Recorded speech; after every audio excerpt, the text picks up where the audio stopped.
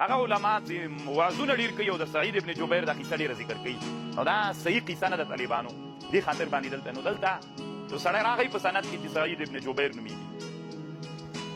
سعید ابن جبیر چې و یو چا څوک ورولېږه حجاج ابن یوسف سعید ابن جبیر ته شام ته یو سړی ورولېږه ملتمس ابن اخوس نومېد. دی 20 کسان نور هم ورسره ول 20 کسان یې د ملتمس ابن اخوس ته ورکړل. اخوس متلمس ابن اخوس دلته 20 کسان حجاج ابن یوسف ورکړل چې ته لاړ شه سعید ابن جبیر ولټوه او سعید ابن جبیر ما ته راوله.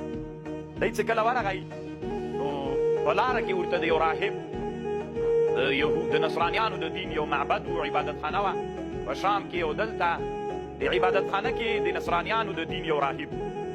فسألوه عن پوښتنه یې ترېنه وکړه د ده په باره کې ترې پوښتنه وکړله چې سعید ابن جبیر به چیرې پیدا کړو. راهب ورته ویلې وي تاسې ما ته صفت ووایي دا څنګه سړی ده تاسې خو یې راته وایي چې ما پوښتنه یې چې هغه صفت یې چې ورته وکړه چې داسې سړی ده داسې نو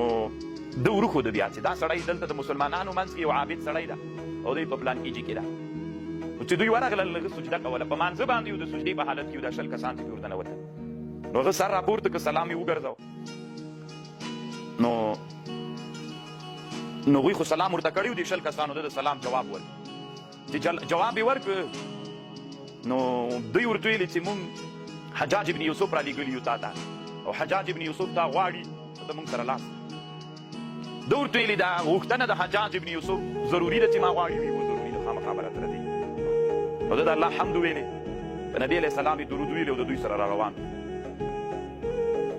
کله چې د راهب معبد ته راورسېد نو د راهب په صومعي کې دوی باندې شپه راغله د 100 نه زیاتو کسانو چې متلمس ابن اخوس په مشري وو دوی دلته شپه شروع کړه د دې عبادتخانه د راهب چې شپه یې شروع کړه نو راهب ورته ویلي ټول راځئ دلته باس هغه ته راوخېځئ عبادتخانې ته راسئ. کله چې عبادتخانې ته ور وختل ده ورته ویلې زه د کافر په عبادتخانه کې شپه نه کوم د کافر په معبد کې زه شپه نه کوم. هغوی ورته ویلې چې دا ځنګلي ساحه د شام هم ډېر شین وطن ده او دلته لبوه او اسد نر ته زمری وایي د زمري ښځې ته لبوه وایي نو هغه به راسي د شپې اوبه دي خوري. ده ورته ویلې هر څه چې ورته ویلي وي نه دوی ورته ویلې مازې په دې ته بزرګي کوې مونږ چې د شپې ویده سو ته تښتي. ده ورته ویلې عهد درسره کوو بالاخر عهد یې ترې واخیسته. کله چې معبد کې شپه تیاره سوله زمری و زمري راغلل نو دوی داسې غیښې او کمانونه خلاص کړل ویلې که خامخا ده ته تاوان رسوي مونږ به بیا ای چې ولیدل چې زمری و زمري د ده نه دفاع کوي